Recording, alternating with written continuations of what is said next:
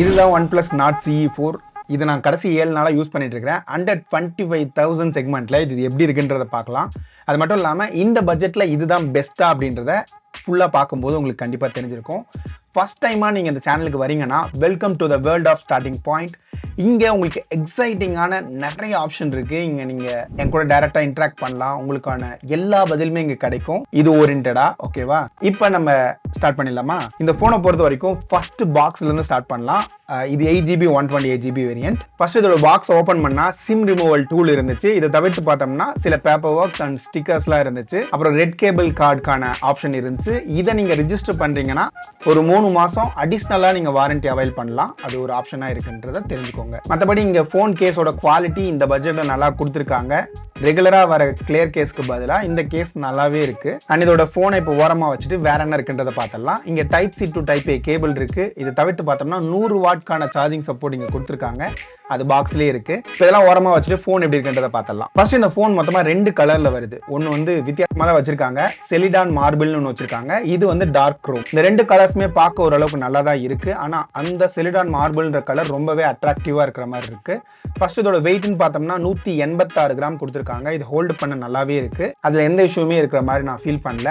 இதோட பேக் சைடில் இதோட டிசைன் பார்த்தோம்னா சிம்பிளா இருக்கு. இதோட கேமரா பம்ப் ஏரியா பார்க்க அட்ராக்டிவா இருக்கு. முக்கியமா இந்த ஃபிளாஷ் ஏரியா பாருங்களேன், இந்த டைம் வித்தியாசமா கொடுத்துருக்காங்க. இப்போ ரீசெண்டா ஒரு 20,000க்கு மேல வர விவோ போன்ல வர ரிங் லைட் மாதிரியே இது இருக்கு. ஆனா இது ப்ராப்பரான ரிங் லைட் மாதிரி இல்ல. ஆக்சுவலா இங்க 2 LED ஃபிளாஷ் இருக்கு. அதை சுத்தி ஒரு லைட்கான சர்க்கிள் மாதிரி கொடுத்துருக்காங்க. மற்றபடி இதோட பேக் அவுட் டிசைன் பார்த்தோம்னா இங்க சைனிங் பிளாக் தான் கொடுத்துருக்காங்க. இது பிளாஸ்டிக் மெட்டீரியல் தான் மேட் பண்ணிருக்காங்க. கண்டிப்பா ஸ்கிராட்ச் விழும். அதனால கேஸ் போட்டு யூஸ் பண்ண மறந்துடாதீங்க. இல்லைன்னா கண்டிப்பா எக்கச்சக்கமான ஸ்கிராட்ச் வந்து இருக்கிற மாதிரி தான் இருக்கு. மற்றபடி இதோட சைட் ஃப்ரேமும் இங்க பிளாஸ்டிக்கா தான் கொடுத்துருக்காங்க. இது ஒரு மெட்டல் ஃப்ரேம் இல்லைனா அலுமினியமா இருந்தா நல்லா இருந்திருக்கும். 25,000 செக்மெண்ட்ல இதோட பிளாஸ்டிக் பார்க்கறதுக்கு எனக்கு கண்டிப்பா அட்ராக்டிவா இல்ல. ரீசெண்டா நான் செக் பண்ண ஒரு 10,000 15,000 செக்மெண்ட்ல இருக்கிற பிளாஸ்டிக் மாதிரியே தான் இருக்கு இதோட சைட் ஃப்ரேம். இன்னுமே இது பெட்டரா கொடுத்துருக்கலாம். அது இங்க மிஸ் ஆகுது. அதை தவிர்த்து பார்த்தோம்னா இங்க அலர்ட் ஸ்லைடர் வந்து மிஸ் ஆயிருக்கு. அதையும் தெரிஞ்சுக்கோங்க. மற்றபடி இதோட ஓவரால் பில்டு குவாலிட்டிக்கு இங்க IP54க்கான ரேட்டிங் கொடுத்துருக்காங்க. அது மட்டும் இல்லாம வெட் ஆப்ஷனும் இருக்கு. மற்றபடி இதோட ஓவர் வியூன்னு பார்த்தோம்னா இங்க டாப்ல ஒரு செகண்டரி மைக் இருக்கு. பக்கத்துல IR பிளாஸ்டர் கொடுத்துருக்காங்க. இதுக்கு பக்கத்துல ஒரு செகண்டரி மைக் இருக்கு. அப்படியே பாட்டம் சைடு வந்தோம்னா இங்க ஒரு சிங்கிள் ஸ்பீக்கர் இருக்கு. அதாவது பிரைமரி ஸ்பீக்கர் இருக்கு. பக்கத்துல Type-C போர்ட் இருக்கு. அது பக்கத்துல ஹைபிரிட் சிம் ஸ்லாட் கொடுத்துருக்காங்க. லெஃப்ட் சைட்ல எதுவுமே கிடையாது. ரைட் சைட்ல volume up and down button, அதெல்லாம் பவர் பட்டன் இருக்கு. இதை தவிர்த்து பார்த்தோம்னா இங்க ஃப்ரண்ட் சைட்ல இங்க ஃபிங்கர் பிரிண்ட் கொடுத்துருக்காங்க. இன் டிஸ்பிளே ஃபிங்கர் பிரிண்ட் இந்த இடத்துல நல்லாவே வேலை செய்யுது. இதோட ஃபேஸ் அன்லாக்கும் இந்த பட்ஜெட்டுக்கு சிறப்பாக வேலை செய்யுது. எந்த பிரச்சனையும் இல்லாம இருக்கு. மத்தபடி இது டிஸ்ப்ளே பத்தி பேசும்போது இங்க 6.7 இன்ச்க்கான ஃபுல் HD டிஸ்ப்ளே தான் கொடுத்திருக்காங்க. இது ஒரு AMOLED டிஸ்ப்ளே. இது 120 Hz ரிஃப்ரெஷ் ரேட்டோட வருது. அது மட்டும் இல்லாம இதோட ஸ்க்ரோலிங் ஸ்மூத்தா இருக்கு. இங்க ஸ்கிரீன் டு பாடி ரேஷியோ ஓரளவுக்கு டீசென்ட்டா இருக்கு. பாட்டம்ல மட்டும் கொஞ்சம் சின்ன தெரியற மாதிரி இருக்கு. மத்தபடி பார்த்தோம்னா இதோட பிரைட்னஸ் இன்டோர் அண்ட் அவுட்டோர் ரெண்டுலயுமே நல்லா இருந்துச்சு. இருந்தாலும் இந்த பட்ஜெட்டுக்கு இந்த பிரைட்னஸ் கொஞ்சம் கம்மியா இருக்க மாதிரி தான் தெரியுது. இங்க 1100 nitsக்கான பீக் பிரைட்னஸ் கொடுத்திருக்காங்க. இது ஓரளவுக்கு டீசென்ட்டா பெர்ஃபார்ம் பண்ணுதுன்னு சொல்லலாம். மத்தபடி இங்க 10 பிட் டிஸ்ப்ளே கொடுத்திருக்காங்க. கலர் அக்யூரசியும் நல்லா இருக்க மாதிரி தான் இருக்கு. இங்க வீடியோ சப்போர்ட்டை பொறுத்த வரைக்கும் 4K HDR வரலையும் இங்க சப்போர்ட் இருக்கு. யூடியூப்ல ப்ளே பண்ணும்போதும் எந்த பிரச்சனையும் இல்லாம ஸ்மூத்தா இருந்துச்சு. கலர்ஸும் நல்லா இருந்துச்சு. வியூவிங் ஆங்கிள்ஸும் நல்லா இருந்துச்சு. இப்போ இதோட ஆடியோ குவாலிட்டியை பத்தி பேசும்போது இங்க 2 ஸ்பீக்கருமே ரொம்ப தெளிவா வேலை செய்யுது. ரொம்ப சூப்பரா இருக்கு கேட்கறதுக்கு இந்த பட்ஜெட்ல. அது மட்டும் இல்லாம ப்ளூடூத்ல LDAC சப்போர்ட் கொடுத்திருக்காங்க. இதுல வைப்ரேஷன் மோட்டருமே நல்லாவே வேலை செய்யுது இந்த பட்ஜெட்ல. ஓகேவா? அடுத்ததா காலிங் எக்ஸ்பீரியன்ஸ் பத்தி பேசும்போது இதோட காலிங் அவுட்புட் ஓரளவுக்கு டீசெண்டா இருந்துச்சு. ஆனால் சில நேரங்களில் என்ன ஆச்சு அப்படின்னா ஏதாவது அவுட் ஸ்பீக்கரில் போட்டு பேசுகிறோம், இல்லை ஒரு நோட்டிஃபிகேஷன் இழுக்க ட்ரை பண்ணுறோம்னா அந்த இடத்துல அந்த அளவுக்கு ரெஸ்பான்ஸ் எனக்கு இருந்த மாதிரி தெரியல. இது ஒரு சின்ன குறை மாதிரி தான் இருக்குது. அதை நோட் பண்ணிக்கோங்க. நெக்ஸ்ட் இங்கே நெட்வொர்க் அண்ட் ஃபங்க்ஷன்ஸை பற்றி பேசும்போது இங்கே 7 5G பேண்ட் தான் கொடுத்துருக்காங்க. அட்லீஸ்ட் இன்னும் ஒரு 2 5G பேண்ட் சேர்த்து கொடுத்துருக்கலாம். இதோட ஸ்பீடை பொறுத்த வரைக்கும் இங்கே 368 Mbps வரலியமான ஸ்பீட் கிடைச்சிச்சு. நெக்ஸ்ட் இந்த ஃபோனில் NFC கிடையாது. அதர் ஃபீச்சர்னு பார்த்தோம்னா இங்கே Wi-Fi 6 இருக்கு. ப்ளூடூத்ல 5.4க்கான சப்போர்ட் கொடுத்துருக்காங்க. ரெகுலராக வர எல்லா சென்சாருமே இங்கே இருக்கு. அது இல்லாமல் பீடோமீட்டர் ஒரு சென்சாருமே புதுசா இன்க்ளூட் பண்ணிருக்காங்க. அதாவது ஸ்டெப்ஸ் கவுண்ட் பண்றதுக்காக. இதோட ஸ்டோரேஜ் பொறுத்த வரைக்கும் 8GB 128GB வேரியன்ட்டும் 8GB 256GB வேரியன்ட்டும் அவைலபிளா இருக்கு. இது LPDDR4X RAM, UFSல 3.1 சப்போர்ட் கொடுத்திருக்காங்க. இந்த டைம் எந்த விதமான பொய்யும் அவங்க சொல்லல. உண்மையாலுமே UFS 3.1 ஸ்பீட் தான் கொடுத்திருக்காங்க. இதோட ரீட் அண்ட் ரைட் ஸ்பீடுமே நல்லாவே இருக்கு. இங்க ரீடை பொறுத்த வரைக்கும் 1877 Mbps-உம் ரைட்டை பொறுத்த வரைக்கும் 1176 Mbps வரலியமான ஸ்பீட் கிடைச்சிச்சு. இந்த பட்ஜெட்டுக்கு இது ஓகேவா தான் இருக்கு இதோட ஸ்பீடு. இதோட பெர்ஃபார்மன்ஸை பத்தி பேசும்போது இங்க ஸ்னாப்டிராகனோட 7 Gen 3 தான் கொடுத்திருக்காங்க. இதோட பெர்ஃபார்மன்ஸ் இந்த பட்ஜெட்ல டீசெண்டா இருந்தாலும் இந்த போன்ல கண்டிப்பா த்ராட்லிங் இருக்கு.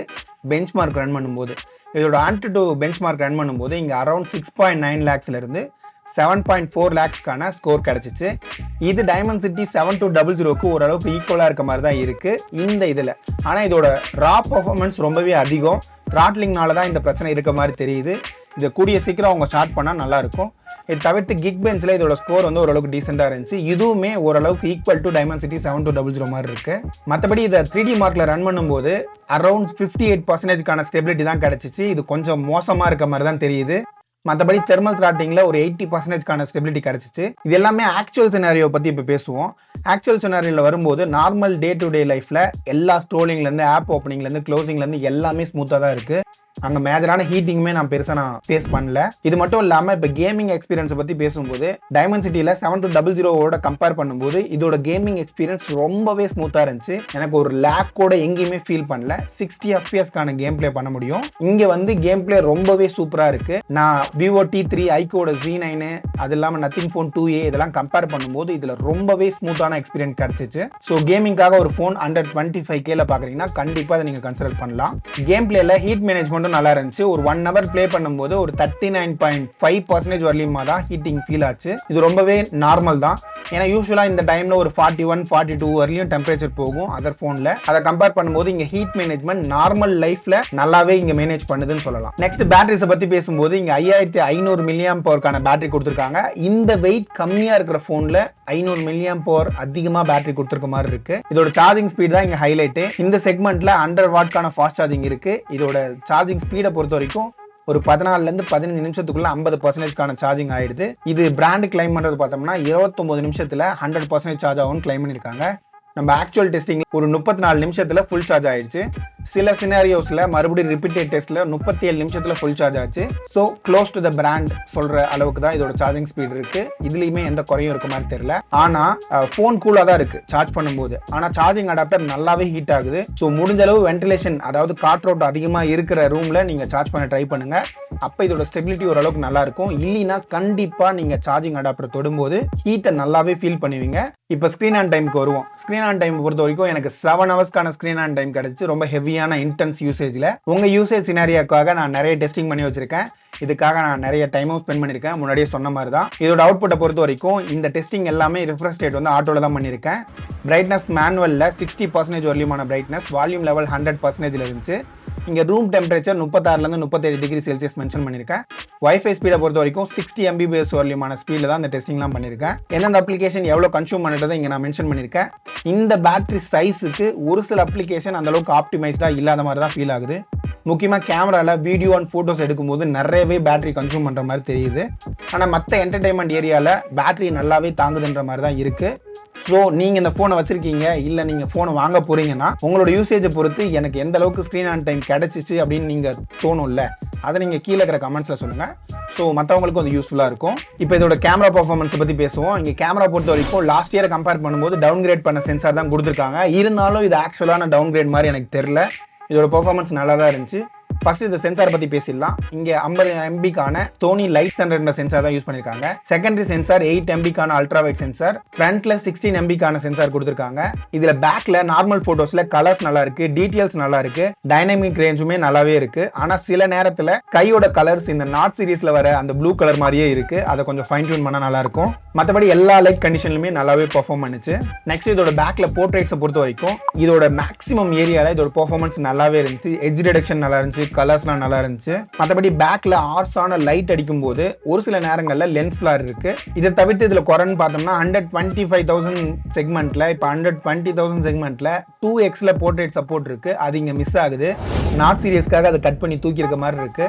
அது அப்டேட்ல ஏதாவது கொடுத்தா நல்லா இருக்குன்ற மாதிரி தான் எனக்கு தோணுது. இப்போ 8 MB அல்ட்ரா வைட் கேமராவை பத்தி பேசலாம். இங்க டீசென்டான அவுட்புட் கிடைக்குது. டே லைட்ல லைட்டிங் கண்டிஷன் நல்லா இருக்கும்போது ஓரளவுக்கு டீசெண்டா பெர்ஃபார்ம் பண்ணுது. ஆனா மெயின் சென்சார் லெவலுக்கான டீடைல்ஸ் வந்து இந்த அல்ட்ரா வைட்ல கிடையாது. இதே லோ லைட் சினாரியோ போகும்போது இங்க நிறையவே டீடைல்ஸ் மிஸ் ஆகுது. அதுக்கடுத்து ரொம்ப ஹையான லைட் இருக்கும்போது பேக்ரவுண்ட்ல இருக்கிற அந்த லைட் இருக்குல்ல, அது வந்து ப்ராப்பரா எக்ஸ்போசிங் இருக்கிற மாதிரி தெரியல. ஸோ இதுதான் இதுல இருக்கிற குறைகள். நெக்ஸ்ட் இப்போ ஃப்ரண்ட் கேமரா பத்தி பேசலாம். ஃப்ரண்ட் கேமரால normal mode portrait mode 2 option இருக்கு. இது ரெண்டுமே எல்லா இடங்கள்லயுமே indoor outdoor low light condition எல்லாத்துலயுமே நல்லாவே பெர்ஃபார்ம் பண்ணுச்சு. டீடைல்ஸ் ஓரளவுக்கு டீசெண்டா இருந்துச்சு, கலர்ஸுமே ஓரளவுக்கு நல்லா இருந்த மாதிரி தான் இருந்துச்சு. ஆனா பேக் லைட்ல இன்னுமே கொஞ்சம் இம்ப்ரூவ்மெண்ட் தேவைப்படுற மாதிரி தெரியுது. இப்போ அப்படியே வீடியோ சைடு வந்தோம்னா பேக்ல 4K 30 fps சொல்லி சப்போர்ட் இருக்கு. ஆனா இங்க ஸ்டெபிலிட்டி கிடையாது. ஃபுட்டேஜ் ஓரளவுக்கு டீசெண்டா இருந்துச்சு. இது 1080p 60 fps நீங்க ரன் பண்ணும்போது இதுல ஸ்டெபிலிட்டி இருக்கு. அதோட அவுட்புட் நல்லாவே இருக்க மாதிரி தான் இருக்கு. அப்படியே ஃப்ரண்ட் சைடுல வந்தோம்னா இங்க 1080pக்கான 30 fps சொல்லி சப்போர்ட் கொடுத்திருக்காங்க. இதுல இருக்கிற ஃபுட்டேஜ் ஓரளவுக்கு டீசெண்டா இருந்த மாதிரி தான் இருந்துச்சு. நெக்ஸ்ட் இங்க அடிஷனலா போர்ட்ரேட் மோட்ல ஃப்ரண்ட் அண்ட் பேக் ரெண்டுலயுமே உங்களால வீடியோ ஷூட் பண்ண முடியும். 1080p 30 fps வீடியோ ஷூட் பண்ணலாம். இங்க ஸ்டெபிலிட்டி கிடையாது. ஆனா இதோட அவுட்புட் பார்க்க நல்லாவே இருக்கு. லைட்டிங் நல்லா இருந்துச்சுன்னா இதோட அவுட்புட் ரொம்ப கிளியரா இருக்க மாதிரி தான் இருக்கு. இருந்தாலும் உங்களுக்கு இது பிடிச்சிருக்கான்றதை கீழே இருக்கிற கமெண்ட்ஸ்ல சொல்லுங்க. நெக்ஸ்ட் இங்க அடிஷனலா ஸ்லோ மோஷன் சப்போர்ட் இருக்கு. 720p up to 240 fps சொல்லிமான ஸ்லோ மோஷன் சப்போர்ட் இருக்கு. இதுமே ஓரளவுக்கு டீசெண்டா வேலை செய்யுது. அடிஷனலா இருக்கிற கேமரா மோட்னு பார்த்தோம்னா இங்க எக்கச்சக்கமான கேமரா மோட்ஸ் இருக்கு. ஆனா ரெகுலரா ஒரு 30,000 செக்மெண்ட்டுக்கு மேல இருக்கிற OnePlus ஸ்மார்ட் போனை கம்பேர் பண்ணும்போது ஒரு சில ப்ரோ மோட் ஆப்ஷன்ஸ் எல்லாம் இங்க மிஸ் ஆகுது. முக்கியமா ப்ரோ மோட்ல வீடியோ எடுக்க ஆப்ஷன்லாம் இங்க மிஸ் ஆகுது. ஓவராலா இதோட கேமரா பெர்ஃபார்மன்ஸ் இந்த பட்ஜெட்டுக்கு ஓரளவுக்கு கிளியரா இருக்கு. இருக்கிற ஆப்ஷன் ஒழுங்கா நல்லாவே வேலை செய்யற மாதிரி தான் இருக்கு. நெக்ஸ்ட் இதோட OS அப்டேட் பத்தி பேசும்போது இங்க Android 14 அவுட் ஆஃப் த பாக்ஸ்ல கொடுத்திருக்காங்க. இது Oxygen OS 14 ஓட ரன் ஆகுது. மத்தபடி இது Oxygen OS ஃபீச்சர்னு பார்க்கும்போது இங்க ஃபைல்டா கொடுத்திருக்காங்க. இமேஜை நீங்க சிங்கிள் டேப்ல ரிமூவ் பண்றதுக்கான கட் அவுட் ஆப்ஷன் இருக்கு. இதை தவிர்த்து பார்த்தோம்னா வழக்கமா நம்ம Oxygen OSல பார்க்குற அதே ஃபீச்சர்ஸ் எல்லாம் இங்கேயுமே இருக்கு. மற்றபடி ஃபர்ஸ்ட் டைம் இதை நம்ம ஆன் பண்ணும்போது இதில் ஒரு 37 அப்ளிகேஷன் ப்ரீ இன்ஸ்டாலாக வருது. இதில் நிறைய அப்ளிகேஷன் அன்இன்ஸ்டால் பண்ணலாம், நிறைய அப்ளிகேஷன் டிசேபிள் பண்ணலாம். இன்னுமே இந்த ப்ளோட் ஒர்க் கம்மி பண்ணால் நல்லா இருக்குன்ற மாதிரி தான் எனக்கு தோணுச்சு. இப்போ இந்த ஃபோனோட ப்ரைஸிங் வருவோம். இங்கே 8GB 128GB வரையும் 25,000 ரூபாய்க்கும் 8GB 256GB வரையும் 27,000 ரூபாய்க்கும் அவைலபிளாக இருக்கு. உங்கள்ட்ட கிரெடிட் கார்டு இருக்குன்னா அப் டு 2000 வரலியுமான டிஸ்கவுண்ட் கிடைக்கும். ஐசிஐசிஐ கிரெடிட் கார்டு இருந்துச்சுன்னா மட்டும். ஸோ இந்த ப்ரைஸுக்கு இது ஒர்த்தான்னு கேட்டால் கண்டிப்பாக ஒர்த்தான ஆப்ஷன் மாதிரி தான் இருக்கு. இங்கே இருக்கிற ஃபீச்சர்லாம் கிளியரா இருக்கு. அதுதான் மெயினான விஷயம். இந்த போனை நெகட்டிவ்னு பார்த்தோம்னா தெர்மல் த்ராட்லிங் இன்னுமே கொஞ்சம் நல்லா மேனேஜ் பண்ணிருக்கலாம். மற்றபடி இதோட 2x போர்ட்ரேட் வந்து அப்டேட் பண்ணிருக்கலாம். 2x போர்ட்ரேட் இந்த செக்மெண்ட்ல கொடுத்தா கண்டிப்பா நல்லா இருக்கும். நிறைய போன்ஸ்ல இருக்கு, அதை ஆட் பண்ணுவாங்கன்னு நம்புறேன். இதுதான் என்னோட ரிவ்யூ. இந்த போன் நீங்க கண்டிப்பா கன்சிடர் பண்ணலாம் உங்க லிஸ்ட்ல. ஸோ இன்னொரு வீடியோல பார்க்கலாம். அது வரைக்கும் பாய்.